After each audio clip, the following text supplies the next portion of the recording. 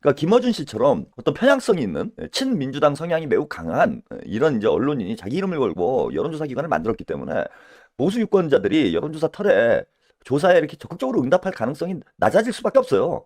그렇게 되면 아무래도 진보 친화적인 여론조사 결과가 나올 수밖에 없고, 이게 기분은 좋지 뭐. 여론조사에서 이기고 있다 이러니까 뭐 기분은 좋은데, 현재 정확한 판세나 여론의 흐름, 과학적으로 분석하기에는 부적절한 데이터가 될 수밖에 없다라는 게 이번 보궐선거를 통해서 확인이 된 것이 아닌가 이렇게 보여요.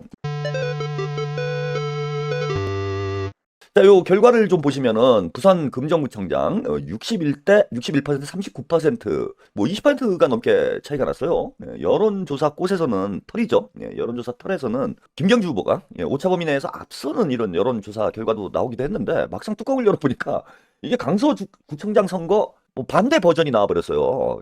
거의 뭐 여론조사 털에서 조사한 거하고는 20%가 넘는, 거의 30%에 가까운 이런 오차가 발생을 했습니다. 이게 참 신뢰할 수 없는 거죠, 이렇게 되니까. 요즘 뭐 명태균 여론조작 문제 때문에 정치권이 이제 시끌시끌하긴 한데, 저는 뭐 이거를 김어준 여론조사 털에서 뭐 장난질을 했다 뭐 이렇게 생각하진 않아요. 뭐 그럴 이유도 없고 그래야 될 필요도 없는데, 애초부터 이런 식의 여론조사 기관을 만드는 것 자체가 이런 문제를 나중에 발생시킬 수 있는 그런 근원적인 좀 문제는 있지 않았나 이렇게 보여요. 뭐냐 하면은 지나치게 당파적인 이런 여론조사 기관을 만들어서 하우스 이펙트가 극대화돼서 나타날 수밖에 없는 환경을 자초했다라는 거죠. 그러니까 김어준 씨처럼 어떤 편향성이 있는 친민주당 성향이 매우 강한 이런 이제 언론인이 자기 이름을 걸고 여론조사 기관을 만들었기 때문에 보수 유권자들이 여론조사 털에 조사에 이렇게 적극적으로 응답할 가능성이 낮아질 수밖에 없어요.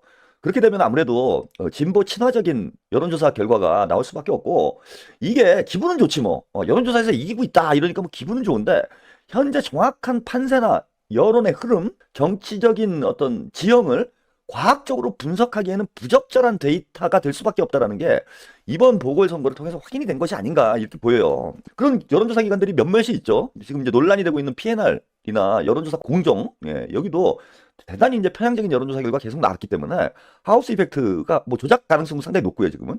근데 하우스 이펙트가 크게 나타날 수밖에 없는 이런 기관들이에요. 그리고 여론조사 털은 뭐 더할 나위 없고, 이런 여론조사 기관들이 쏟아내는 데이터가 현재 정치 지형이나 판세를 분석하기에는 객관적으로 부적절한 이런 조사 자료들이고, 이게 의도했건 의도하지 않았건 간에 특정 진영에 유리한 방향으로 캠페인이 이루어지는데 일조를 한다라는 겁니다.